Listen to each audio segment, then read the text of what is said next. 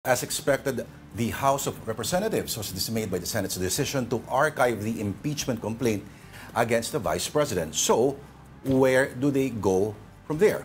And we have mobile journal. Amy Atienza still covering the House. Amy, nag-press conference. Ano na ang next move ng Kongreso?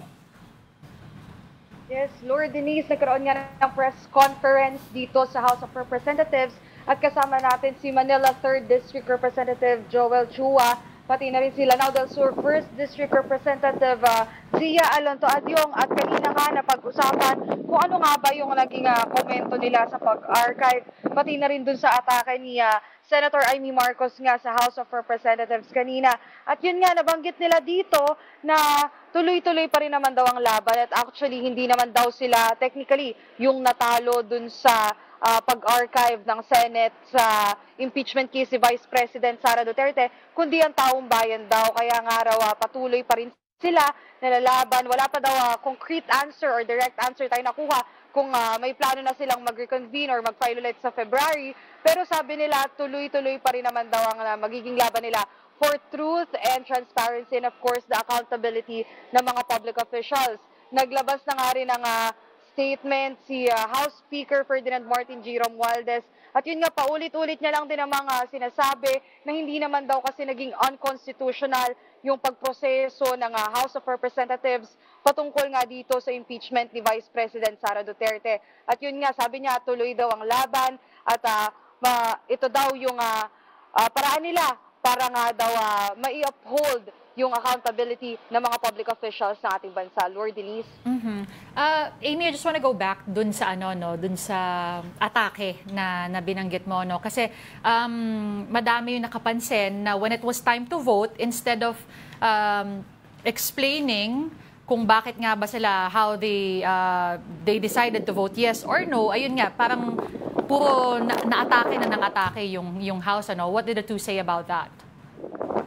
Well, kung babalikan natin, Denise, no, yung naging pahayag ni Senator Amy Marcos in particular, nasabi niya doon sabi niya, yes, yun daw yung reason niya at suggestion nga daw ito na bakit daw, why not instead na palitan yung Vice Presidente na binoto daw ng maraming Pilipino, ay palitan na nga lang daw ang House Speaker na internally lang din naman daw na ibinoto ng House of Representatives. Ang naging pahayag naman dyan ni Representative Joel Chua ay hindi naman daw sila talaga para pumalag pa sa ad hominem nga na sinasabi nito.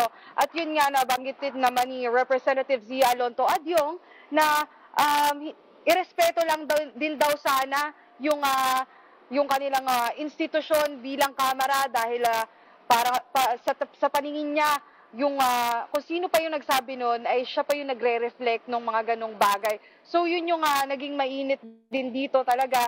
Pero bukod din sa kanila, nagpahayag din naman ng ilang press releases yung ilang mga kongresista dito sa Kamara. At yun nga, ang sabi nila, respetuhin daw ang House of Representatives, pati na rin ang kanilang House Speaker, dahil yun naman daw talaga ang kanilang kinasanayan dito sa kanilang institusyon. Kasi grabe, meron pa mga binitawan na spoiled, kung ano-anong words yung ginamit. Pero Amy, ano ba yung again, ano yung plano if the Supreme Court does reverse their decision or moving forward? Galing, kung ano man ang konti na lang, makakalimutan na natin yung mga contractor, yung mga ghost projects, yung mga flood control po. Well, actually, kung dito sa vibe ng House, no, ang mapapansin natin, medyo sa tingin nila, naibaw na nga talaga yung impeachment articles against Vice President Sara Duterte. At yun nga, tulad nung nabanggit ko, do wala pang concrete plan kung mag-file ulit sila ng impeachment complaint sa February, ang sinasabi naman nila ay syempre, kinakailangan na rin talagang hintayin kung ano nga ba yung magiging desisyon ng Supreme Court patungkol nga dito. At ang latest update naman dyan, syempre, after na mag-file ng motion for reconsideration ng Kamara, hinihintay pa kasi natin yung magiging response din ng Office of the Vice President dito nga sa MR na inihain ng House of Representatives. So, hopefully, sa ganung paraan ay parang maipagpatuloy pa yung impeachment case kay Vice President Sara Duterte. Pero nabanggit nga din ni Kabataan Party List Representative Rene Co na para itong last domino na tumatayo nga dito sa impeachment case si VP Sara. MR inihain. Basta wag lang maghain ng hindi lutong kanin. Ayun. Okay, thank you sa update mo ang ating mobile journal, Amy Atienza.